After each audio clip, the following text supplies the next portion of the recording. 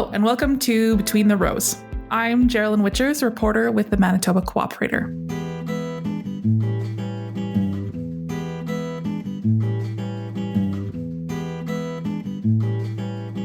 In December 2020, the federal government announced a goal to reduce emissions from fertilizer by 30% by 2030.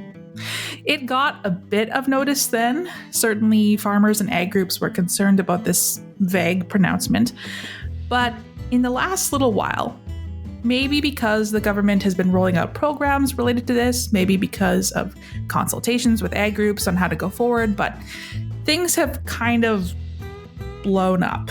And a lot of ink has been spilled. So many tweets have been written. And what they've often failed to capture is the nuance in this conversation. So today we'll hear two different viewpoints on the topic at length. We'll hear what I'd call the fairly conventional ag industry view, and then we'll hear from one of the leading scientists in nitrogen and nitrogen emissions. A quick note on terminology before we get started. You may hear us say N2O. That's nitrous oxide. It's a greenhouse gas that nitrogen fertilizers can emit. It's nearly 300 times stronger in terms of greenhouse effect than carbon dioxide. You'll hear us mention 4R nutrient management, or just 4R. This is a framework for more efficient fertilizer use that encourages farmers to apply fertilizer at the right time, right rate, right location, and with the right source. We may also mention OFCAF, OFCAF. That's the On-Farm Climate Action Fund. It's a $200 million fund set up by the Canadian government. It subsidizes farmers to adopt emissions-reducing practices like cover cropping and 4R nutrient management. But first, a word from our sponsors. Maybe you've had an idea about upgrading your operation. Maybe about finally getting that renovation done or buying some new equipment. Or maybe you're thinking about how you can be a bit more financially secure from season to season. Get some help making it happen by speaking with an RBC Agriculture Account Manager. Then, set up an investment plan to make even more of your ideas happen. Visit rbc.com/chartyourcourse and get started today.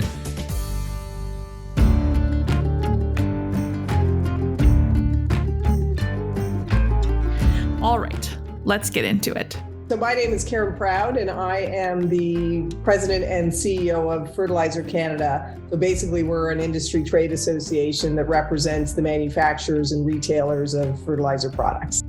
And the federal government first announced this intention to reduce emissions from fertilizer use by 30% back in December of 2020. But very recently, this debate has just kind of blown up. Why are farmers and ag industry so concerned about this issue? Yeah, it's interesting, the progression of interest in this topic from when it was first announced to now. Some might credit a group of Dutch farmers for really bringing this into mainstream media. But I think the farming community has also always been concerned from the beginning when this was announced. A lot has happened since then. So seeing the war in Ukraine and the elevated concerns around food security and the increased demand for Canadian crops, I think that's also helped to shed a light on the fact that Canadian farmers are being asked to be more and more productive and increase their yields. And yet we have this sort of looming policy that, if taken sort of literally, could affect that and could affect the amount of fertilizer that can be used, and of course, then affecting yield. So I think as things in around the world are changing, I think there's more of a focus on how do we make sure that we can be as productive as possible. I've spoken to a couple of scientists in the last couple of days, who have expertise on this subject, and they've been telling me different technologies that we have available now that can actually reduce emissions by quite a lot when they're applied. Like for instance, like split application of fertilizer, which would probably actually reduce the amount of fertilizer used, but nevertheless, it would significantly reduce emissions, putting more legumes into rotation, nitrification inhibitors, things like that. And so what I've been hearing from them is that if we have serious government backstopping with funding, we could actually get this done. We just need to have the funding and the concerted effort. So we're looking at all of that, and what you're speaking about really goes into the 4R nutrient stewardship. So the best management practices, such as what you've described. We do feel we can make tremendous progress towards reducing emissions with all of those technologies and different practices that exist today.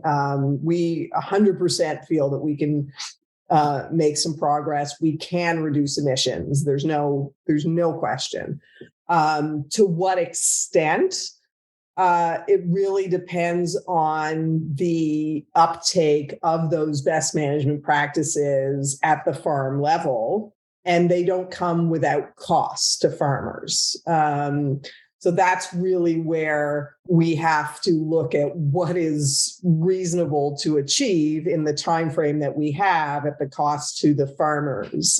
I feel that having all these numbers out there is actually counterproductive in a way. So I think it would be much more practical and realistic, I think, to really just look at the program we have. 4Rs has been around for over a decade. Farmers are using it. Farmers are aware of it. What can we achieve with this program between now and 2030 and then beyond? And we know that we're getting new products on the market and new technologies, and we continue to do research. So our numbers today may be different than what they will be in 5 years from now, depending on how things evolve. But absolutely, we can make progress. And in some cases, it does mean, as you said, reducing the amount of fertilizer used. It's all about, using fertilizer, the right source, the right rate, the right time, and the right place. And one of those ours is rate. The key thing in all of this is, how do we incentivize the farmers to adopt these practices? Because they're the ones that ultimately have to do it. The government can have all these targets out there, but if they're not actually sitting down and working with farmers and farm groups as to how do we do this and how do we make it easier for farmers to adopt these practices, how do we make it economical for farmers to adopt these practices, we're not going to get anywhere. Yeah, that's actually one thing I wanted to ask you about. So, we know that 4R principles work. They do reduce emissions if they're used and applied properly. According to the data from Fertilizer Canada, about a third, or maybe around there, farmed acres are managed with 4R principles. I guess that's officially. They might be using them undocumented on other acres. What do farmers need to get that number much higher? What do we need for farmer buy-in here? So that's, it's good news. We've seen increasing over the years. So we do our fertilizer use study that looks at a number of aspects around 4Rs. The key part is just familiarity and awareness of the 4R program. So our study has shown that awareness is increasing. So you're not going to get adoption if people don't know it's out there. We're at pretty high awareness. So in Ontario, I think it's at close to 80% awareness. In Western Canada, it's just over 60% awareness. And that's been increasing year over year. So that's great. So we do have about 58% of acres in Canada following the 4R's basic principles. So how do we then move that from basic to more advanced? It does require, I think, a lot of education. That's the first step, is raising awareness, educating farmers on sort of what is the benefit. Because like any other business, you're not going to change practices unless you see a return on that investment. And so we have to be able to demonstrate this to farmers. That requires, as I said, education. It requires some investment in testing and demonstrating. So we do some of that at Fertilizer Canada, where we do demonstration plots and we do a lot of research on sort of what is the benefit for this best management practice, what's the benefit to that. We need to do more of that.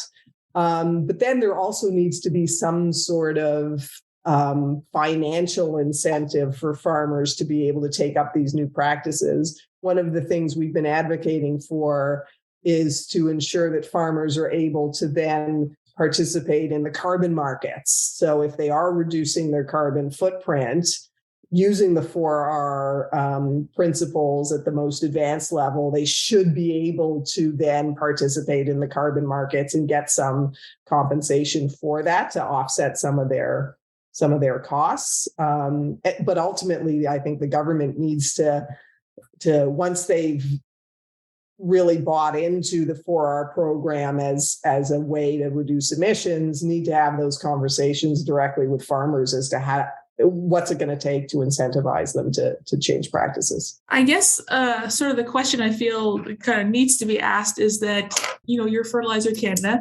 you represent fertilizer companies, and I mean, it's just, they have to make money. It's the nature of business.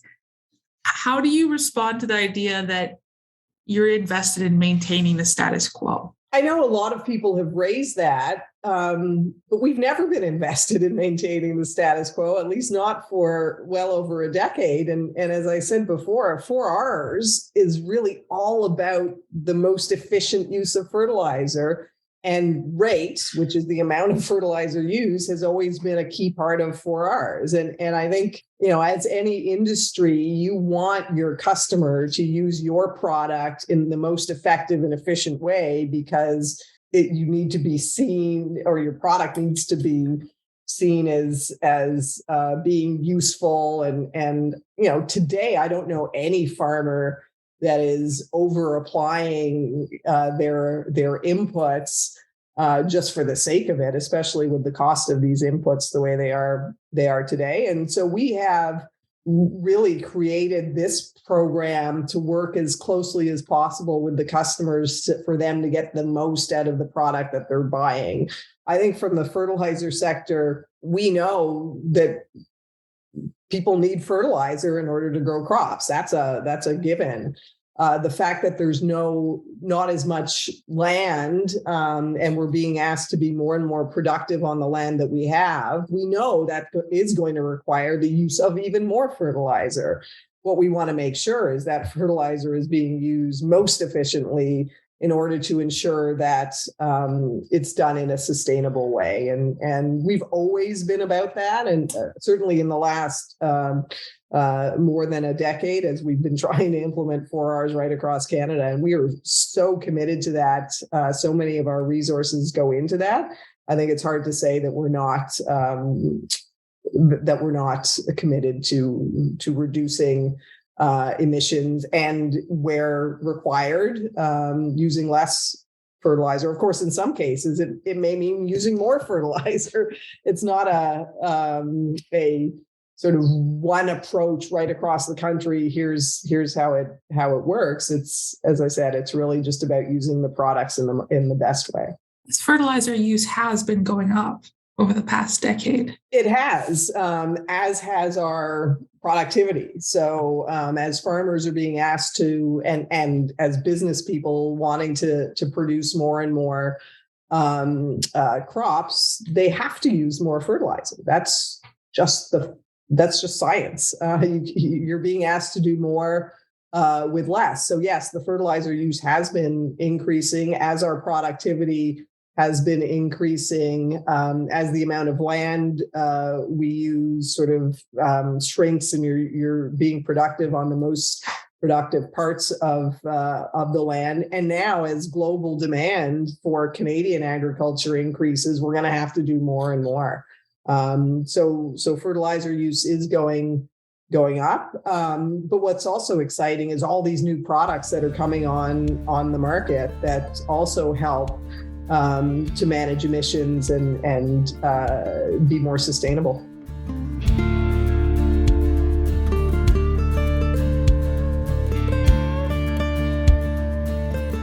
In dialogue, tweets, articles, and submissions, some groups are saying there's no way Canadian farmers can reduce emissions by 30% without just full stop cutting back on fertilizer. I talked to a scientist who studies emissions from fertilizer and what reduces them, and he said, that is not true. Hi, I'm Mario Tanita, Senior Industrial Research Chair in 4R Nutrient Stewardship at the University of Manitoba. We talked earlier this week about this topic, and one of the things that we keep on hearing from certain segments of farmers and agricultural groups is, hey, we can't do this. We can't do this without at least cutting back our fertilizer use by quite a bit. That will affect our yields. Like, you're gonna hurt us here. And when I talked to you, you said, hey, no, that's not true. We can actually do this. In fact, maybe the 30% number is kind of a conservative one.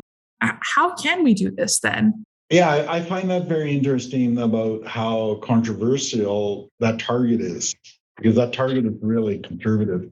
I can only guess how the target was achieved, but it's because researchers and our research has been showing that easily 30% is achievable with improved 4R management.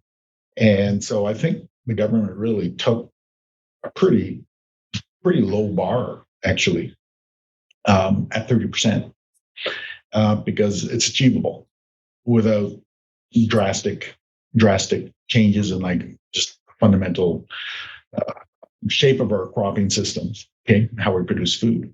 So 30% reduction does not rely on a 30% reduction in fertilizer use. Okay. Now, so I've been thinking, well, how did this 30% reduction in fertilizer use become the topic of discussion?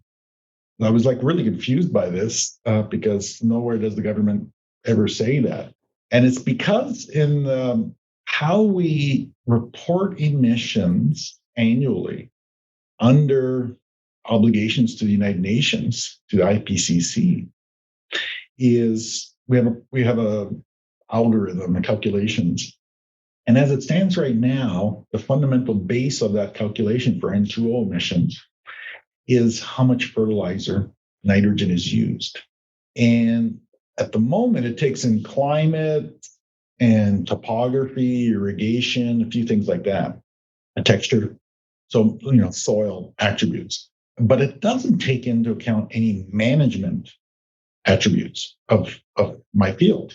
And so if I use advanced 4Rs, if I'm using nitrification inhibitors, if I'm soil testing, or even if I'm in VR technology, stuff like that, it's not in there.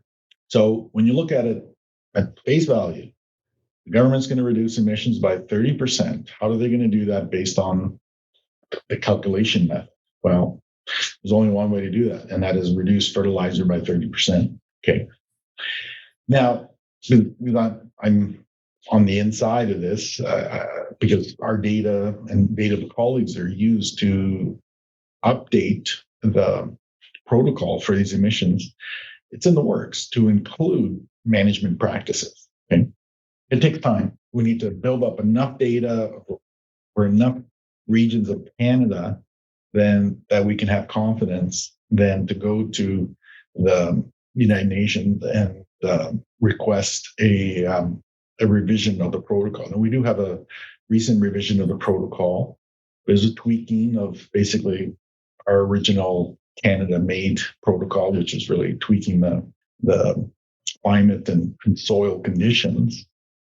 But the next one's going to be focused on management and how we use nitrogen fertilizers. And so people are saying, well, you don't have that, so we can't reduce emissions, right? The only way to do it is to reduce applied fertilizer in. Well, the government is acknowledging that we're a little bit challenged here with the horse and the cart or the chicken and the egg. I'm not sure which animal it is, but it's one of those. And it's about if we wait for that process to go to change that protocol, like 2030 is going to be here. Then you can't change anything, right? Mm-hmm. So at least if you implement practices, and we're pretty sure the 4R practices are going to reduce the emissions, right? Once the protocol catches up, at least at the IPCC level, then you can do those calculations to find out those reductions. So I think this is the problem right now: is we're doing an implementation of the practices, and the algorithms are not there yet. But if we wait for the algorithm, 2030 is going to be here, and we wouldn't have changed anything, and actually our emissions would have gone up because of greater fertilizer use, because of the genetic improvement of our crops, right? So here's a few things that you listed for me about ways that farmers can reduce their emissions with research to back them. So growing nitrogen-fixing legumes, research in Manitoba shows that can decrease nitrous oxide emissions by 61% in that given field crop year. Polymer on average. On average, those are quite a few range of legume species over a decade of research and over a large region of Manitoba. So we got to, so on average. This is why I told you I was afraid of throwing in numbers. Use of nitrification inhibitors, average reduction of 32%. Yep. In nitrous oxide emissions. Split application of nitrogen, so planting and in-season applications, can show a 48% average reduction in emissions. Did I miss any? Also, things like not fertilizing unproductive areas like depressions, and then things that farmers are already doing, like subsurface banding fertilizer manure, avoiding early fall application. So we have these methods that are in place that, your research has shown do reduce emissions. Not just my research, like those numbers you have probably in front of you. Yeah, okay, that's from our laboratory over a number of years. But the work been done by colleagues elsewhere in the prairies in Canada and northern Great Plains, we're showing similar things when it comes to nitrification inhibitors and so forth, for reductions, right? So, so I just want to qualify. It's just not me out there saying this is gonna, I'm not standing alone. Okay. Mm-hmm. Yeah, for sure. So I guess my question is then, what do farmers need to implement these? What does what do we need to actually get farmers there? What do they need to actually get those things implemented? Like, not everyone has the ability, for instance, to split apply nitrogen, etc. Yeah. So this is the big thing always with practices is adoption, right? So that's very complicated, way outside my thinking scale. It's all involved with that, right? The economics is really a key driver, and then there is I'm not sure what you call it, the technical. Like here, I'm talking about the steel, the implements, the equipment. Of course, that costs money. Well, and then there's comfort level, and so there's a lot of factors there. And then sometimes there's a cost associated with the practices as well. And then there's the return, the return in terms of market value of what we're producing, right? So there's a whole bunch of things there interplaying, and in many cases as well, convenience. The convenience to be able to get the job done in a timely fashion is sometimes or many times to a grower valuable. And so there's a lot there. Okay, now I'm not answering your question. I'm just giving you more problems. So if I could, I'll some factors that we can help out. One of them is invite advice on how to use these technologies, BMP, so that they are reliable. Reliable for N2O emissions. Now, I'm a grower. I'm not going to really care too much about N2O emissions this year or what's happening in my field exactly. Yes, I'm interested and concerned about the environment and being a good steward. But each day, I have to run an operation, right? And it has to survive and grow or grow if they want it to grow. So the economics is really important.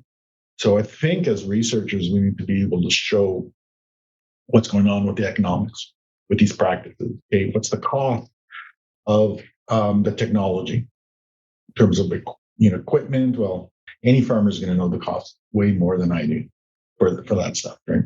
And then their labor, does it slow them down in the field, get things done, and so forth, right? It's good. So there's those costs. There's the cost of, let's say, if it's a nitrification inhibitor, then you got to pay for that. There's a premium on that product itself. So we have extra costs. And then there's the returns. And the returns would be associated with the market value of the crop. If they implement a practice and they get more yield or better quality, so their protein content goes up with spring wheat, they can see it. They can push a pencil pretty quickly and say, okay, I got so many bushels, so much dollars per bushel, and voila, I've equaled or beat my extra input costs. But what we find in our research is, I think it's probably because we pay particular attention to get the nitrogen rates right in our studies, that we're not getting differences in or appreciable significant differences in yield from the practices of. And that's not all the case, because I talk to growers every day that tell me, oh yeah, no, I used an inhibitor, or I went from fall to spring application, and they say, I got a yield increase of such and such. And so it definitely happens out there. But we find it a little challenging in the research area to find a yield boost. Now, we don't find generally a yield decrease, which is a good thing. We're not going backwards. So if the farmer gets a yield increase, I think that's a pretty easy story there to figure out the economics. Now, if they don't get a yield increase, now this is where the complication comes. Now, do they just abandon the practice then?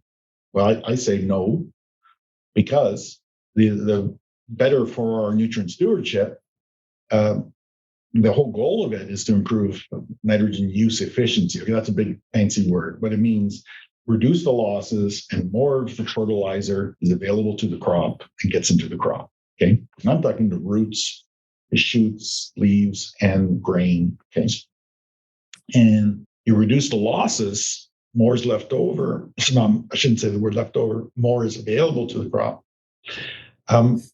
The nitrogen rates that the farmers have been using have been adapted for those losses. If I've reduced the losses, should I not then change my nitrogen rate? And I'm not saying I need to reduce my rates by 30%. That's crazy. You might get away with that for 1 year, but you keep doing that, you're going to see that you're going to have a nitrogen-starved ecosystem in your soil. Because if you want a high productive and where we're drawing the nitrogen out with our grain and so, or forage or something like that.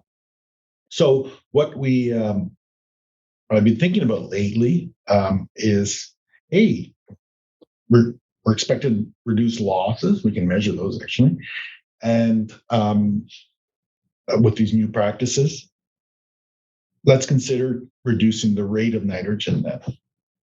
But what I'm saying is, well, what the break-even point would be to reduce your rate of nitrogen by the cost of the practice. Are you talking about this, assuming that there's not going to be government compensation for some of those greater costs? Because it kind of sounds like you're not factoring that in here. Well, most farmers I talk to do not want compensation. Well, first of all, when they hear compensation, they hear paperwork, or they think paperwork and a whole bunch of hoops and waste of time and this and that, right? And then they say, well, what the heck? They'd rather say, I'd rather, be able to think and make my choices and decisions, right? Get my profit based on my choices, right? So, but however, I do think there is a a place for incentives, for cost sharing incentives, and that's what's being rolled out now, for sure. And for example, it'll be an option to apply and get a portion of those nitrification inhibitors paid for. But I doubt that's going to continue to happen for the next 50 years. At some point, the governments don't like paying things continuously unless it's healthcare, education, and I don't know, so maybe something else.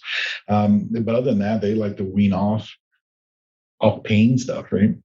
So I can see it as a short term to get growers. They're designed as an incentive, something new.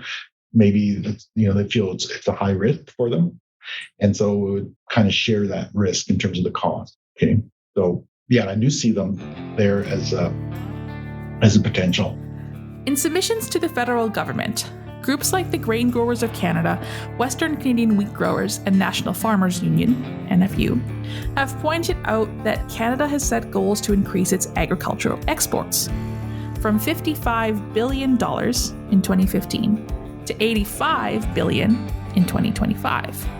All the groups asked, how are farmers supposed to do that while also radically altering their fertilizer management? There's an alternate viewpoint that might sort of dovetail into this conversation a little bit as well.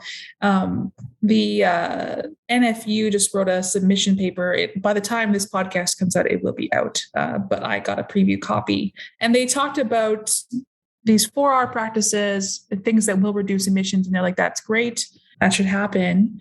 But in the long term, if we continue to push for greater and greater exports, which they would say is kind of the government's standard operating procedure, is every year we should export more, then eventually we are going to undo our own progress. Because if we're continuing to apply more and more fertilizer, even though it's better fertilizer, it's bringing it better way, we'll still have greater and greater emissions. What do you think about that? Do you think long-term it's necessary to sort of put a ceiling on how much we're exporting, how much we're producing? Oh, nobody's ever asked me that. I thought you were going to ask me about put a ceiling on fertilizer rate, but you asked me about export. No, we should not. How can we limit our exports? If there's a market out there for food product, God, we gotta deliver. That's craziness to me. No, it's crazy.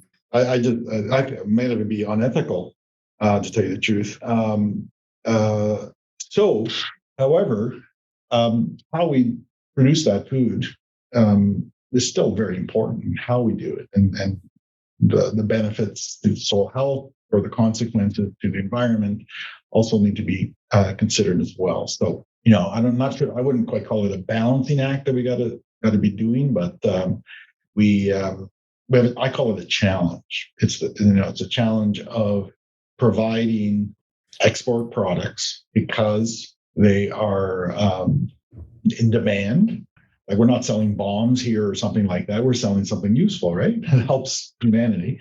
And at the same time, it makes us money, right? Rural Canada,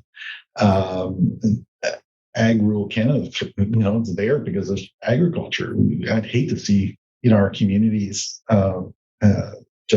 we need a thriving food production system. And yet we're an exporting nation. So I think that needs to be maintained, right? We're blessed with look at the prairies. So I come from Southern Ontario, come to the prairies, and I'm just like, every day I just kind of like say, oh my God, this land is phenomenal. How many places in the world would just die for what we have, right? So anyway, okay, I'm getting a little sidetracked here. What we need to do is meet that challenge of continuing exporting and do a better job of producing. Now, so I've done looking at our data in Manitoba, let's say from crop insurance. So every year, nitrogen rates for our major field crops go up by 1 to 1.5, 1.75 pounds of N per acre. Steadily. It's amazing, actually. And they've been going up steadily since the early 90s. Okay. And and people say it's really the genetic. Okay. And so that's what I do when I forecast down the road. I say, okay, we're going to continue these extra rates. Then I forecast putting 4Rs on adoption. And then, for example, in Manitoba here, because we've had soybean and maybe even now field pea, you could even model in the increased acreages of those grain legumes and then look at the balance of N2O. So for Manitoba, it was pretty much when soybean was really humming, it flattened our N2O despite an increase with N rates, particularly with canola. And so, so it does counterbalance, but we'll have to take that into account. I don't see that as a problem in the short term. Now, in the very long term, what we're talking here is about, I'm thinking, 25 years down the road and more. But then there's going to be lots of other technologies. And there's so much investment in R&D from major multinational corporations in many fronts. For example, I'll give you like a front of biological nitrogen fixation. So to trying to get wheat and corn to canola to fix nitrogen. The big players are researching this and have products on the market. So that's only going to continue. Another one is green ammonia, where so in Ontario and now in Manitoba, we have pilot on-farm fertilizer factories that are solar powered. And so we're going to start having these new technologies that I can't even fathom what's probably going to be happening, down the road. And that's really what we do need. So if you're looking down the road, you can't say, oh yeah, we just keep project what we're doing today. Well, we're not going to do what we do today in 25 years from now. Mm-hmm. 25 years ago, we didn't do the same thing as we're doing today. And then I think it's going to be even more of a dramatic shift and change. Okay. So I'm looking forward to it. I probably won't be around, but it will be pretty phenomenal how our cropping systems are going to evolve. They're going to look way different, way different. How we deliver nitrogen, where that nitrogen comes from, is going to be different than it is now.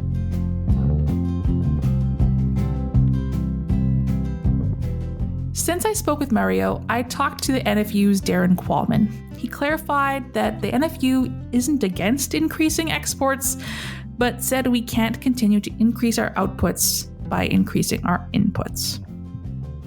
The federal government closed consultations with farm groups on August 31st. Agriculture Agri-Food Canada says it will continue to work with the ag sector to find a path forward. A What We Heard report will be released later this fall. All right, that is it for this episode of Between the Rows. I'm Geraldine Witchers. Reporting was by me, with production by Bruce Thorson. Until next time, to all you listening from your combines, may you have ideal weather conditions, and may your coffee cup never run dry. Maybe you've had an idea about upgrading your operation. Maybe about finally getting that renovation done or buying some new equipment.